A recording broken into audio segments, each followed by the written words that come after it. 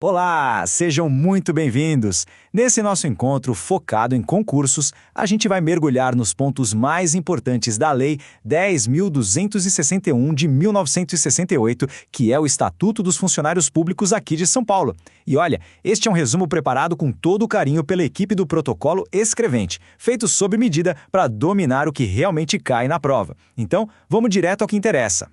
O nosso roteiro de hoje está bem simples e direto.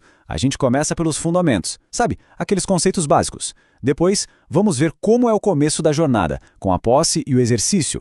Na sequência, a gente entende as formas de provimento e de vacância e, para fechar com chave de ouro, uma revisão final para nada escapar da memória.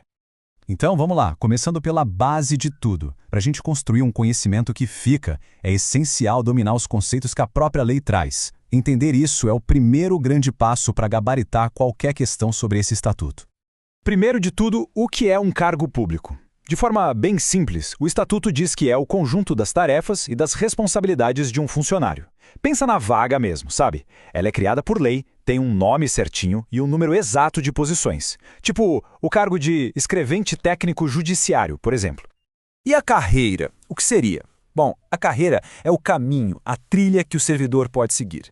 É um agrupamento de cargos organizados em diferentes níveis, as classes, que vão permitindo a progressão, ou seja, as promoções, conforme as tarefas vão ficando mais complexas e a responsabilidade aumenta. Já o quadro é a visão do todo. Dá para imaginar o quadro como se fosse o mapa geral de um órgão público, mostrando todas as carreiras e todos aqueles cargos que são isolados, que não fazem parte de uma carreira. É basicamente a estrutura completa de posições daquela instituição. Agora, atenção redobrada aqui, porque isso é uma clássica pegadinha de prova. A lei, como ela é de 68, usa o termo funcionário público. Só que a Constituição de 88 veio e modernizou, passando a usar servidor público. O que importa pra gente? Na hora da prova, os dois termos significam a mesma coisa. São sinônimos. É uma armadilha que as bancas amam usar. Beleza, vamos avançar nessa jornada. Depois da tão sonhada aprovação no concurso, quais são os próximos passos? Aqueles que realmente transformam um candidato em um servidor? É exatamente isso que a gente vai ver agora. Essa sequência aqui é pura lógica e tem que estar na ponta da língua. Primeiro, acontece a nomeação, que é a convocação oficial. Depois, vem a posse, que é o ato que investe a pessoa no cargo. É nesse exato momento que o vínculo com o Estado é criado. E por último, o exercício, que é de fato o começo do trabalho. Agora, pessoal, muita atenção, porque os detalhes dessa tabela despencam em prova e é fundamental entender as diferenças.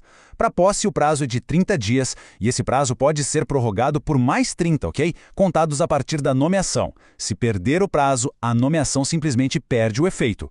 Já para o exercício, o prazo é o mesmo, 30 mais 30, só que ele começa a contar a partir da posse. E se a pessoa não começar a trabalhar, a consequência é a exoneração. Decorar isso é vital. Certo, chegamos ao provimento. Esse é o nome técnico para o ato de preencher um cargo público. A nomeação, que a gente já falou, é a forma mais famosa, chamada de provimento originário, mas existem várias outras que são conhecidas como provimento derivado. Existem várias formas desse provimento derivado. Elas têm esse nome porque a pessoa já tem ou teve um vínculo anterior com a administração pública, sabe? Vamos focar nas que são mais importantes e que mais aparecem na prova. Muita atenção aqui. Reintegração e readmissão são duas coisas que confundem muita gente. Reintegração acontece quando uma demissão ilegal é anulada pela justiça. Por causa dessa ilegalidade, o servidor tem direito a receber tudo o que perdeu. Já a readmissão é o retorno de um ex-servidor que saiu de forma legal e por isso não tem direito a nenhum ressarcimento. Uma corrige uma injustiça, a outra é basicamente uma nova chance. E a reversão? A palavra-chave aqui é aposentado. Reversão nada mais é do que o ato de reverter a aposentadoria, fazendo com que o servidor volte a trabalhar. Isso pode acontecer, por exemplo, quando os motivos de uma aposentadoria por invalidez deixam de existir, ou em alguns casos, a pedido do próprio servidor. Já o aproveitamento é para aquele servidor que estava em disponibilidade. Isso acontece quando o cargo que a pessoa ocupava foi extinto ou declarado desnecessário. Aí a administração aproveita esse servidor em uma nova vaga que seja compatível com a que ele tinha antes. E olha que interessante isso aqui, essa súmula do STF basicamente colocou uma pá de cal em formas de provimento como o acesso e a transferência, quando elas eram usadas para pular de uma carreira para outra sem fazer um novo concurso. Moral da história, o concurso público é a regra de ouro para entrar em uma nova carreira. Agora vamos para o outro lado da moeda, a vacância. Se provimento é como um cargo é preenchido, a vacância é como ele fica vago. Vamos dar uma olhada nas formas que a lei prevê. As formas de vacância são estas aí. Um detalhe interessante, transferência e acesso aparecem de novo. Sabe por quê? Porque ao mesmo tempo que o servidor preenche um cargo novo, o que é um provimento, ele deixa o cargo antigo vago, o que é uma vacância. Então, o ponto crucial é este. Exoneração e demissão não são, nem de longe, a mesma coisa. A exoneração não tem nada a ver com punição.